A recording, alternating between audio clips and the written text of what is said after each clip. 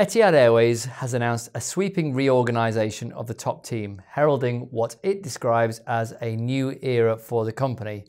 We're here to find out what that means. I'm Jeremy Lawrence, this is Shay Shaquille, and you're watching Inside AB. Shay, it's been a busy month for Etihad. Tell us about the significance of these recent changes. Well, a new leadership team implies, a whole change right from the top. They've changed everything from the chief financial officer to the chief human resources officer to the man in charge of strategic alliances. And this all has come through because of Tony Douglas. He was named last year, sometime in November, and he began services as the new CEO of Etihad Aviation Group in January. And he is revising the entire, strategy going forward for the airline. You can tell because of Peter Baumgartner. Peter Baumgartner was Etihad Airways' CEO, and now he's special advisor to Tony Douglas, who's going to take a direct approach in managing the airline operations himself. Right. And everything in the group will now be structured around that. It usually is, but I mean, Tony Douglas is going to be quite hands-on with it. And so we're going to hear more of what happens now from now on. Okay. The obvious question is why now? Well, I mean, Etihad lost about $3.5 billion. $3.5 billion is a lot of money, exactly. That's about more than 2 Burj Khalifas. That's more than 3 times what Emirates made this year. Emirates is the most successful aviation company. They made about $1 billion. They made $1 billion, like the entire group, yeah. So Etihad is obviously, needs to find out. Why did they lose so much? Well, they invested in all these carriers under previous CEO James Hogan because they wanted to grow their network out. So they invested in Alitalia, Air Berlin, and a few other Air Seychelles, a few other airlines to try and make not code-share partnerships, but have a more close alliance with these airlines in terms of growing its network really fast.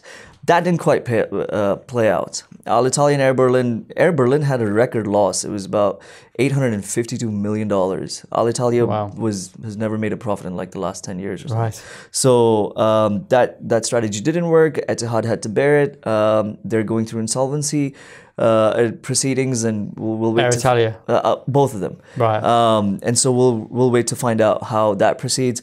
So that really caused Etihad's financial position to unravel, which it's trying to recover from there. Okay, so where do they go from here? Most importantly. Well, I mean, a lot of things are going to happen now. For starters, Etihad won't be investing in any more struggling airlines. Right. And in fact, it's going to look at point-to-point operations from now on. What that means is instead of taking traffic from other airlines, bringing them to Abu Dhabi, and then flying them onwards, it's just going to rely on doing it itself. Abu Dhabi will be the main focus for Etihad from now on. It's also going to be quite interesting to figure out how this works out in terms of its relationship with Lufthansa. Etihad signed a pretty extensive partnership with Lufthansa last year, and what that meant was a closer alliance. Now we don't know how far that will go. Because it's a complete change in like the management, the leadership team, the vision, the direction. But possibly most importantly, what we're going to hear, and Tony Douglas has said something about this, but we'll find out in more detail later, is Etihad might not need all those planes that it ordered. Wow. It has one of the world's largest backlogs in terms of deliveries to be made to the airline, but it doesn't look like it's going to need those. Which has big implications for the industry. So how will the airline survive with losses like that? What can it do? Well, the airline, we've seen with the intent, is definitely going to survive. The UAE is right behind the airlines. The UAE's national airline. So, I mean, there's a lot that can be done and will be done to make sure that it survives. And the core airline operations are pretty viable. It's everything else around it that, really fell off. The UAE does have 2 airlines, and Emirates is quite successful, quite a bit older, has a working strategy. So Etihad is going to try to leverage some of that. We've already seen the pilot sharing agreement that they've had. Sheikh Ahmed has spoken about using lounge facilities, Danada, ground handling capabilities in places where Etihad flies to. So there's a lot that can be done to make sure that works. Having 2 airlines in the UAE, I know a lot of people are talking about mergers, and maybe it's a good idea. But right now, 2 airlines are still a position of strength. And as we've seen with the intent behind Etihad, there's no reason to shut that down.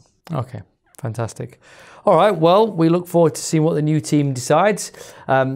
we'll keep you up to date with that story. You've been watching Inside AB. Please do comment, subscribe and share. Join us every weekday at 10 a.m. and we'll see you next time. Thanks.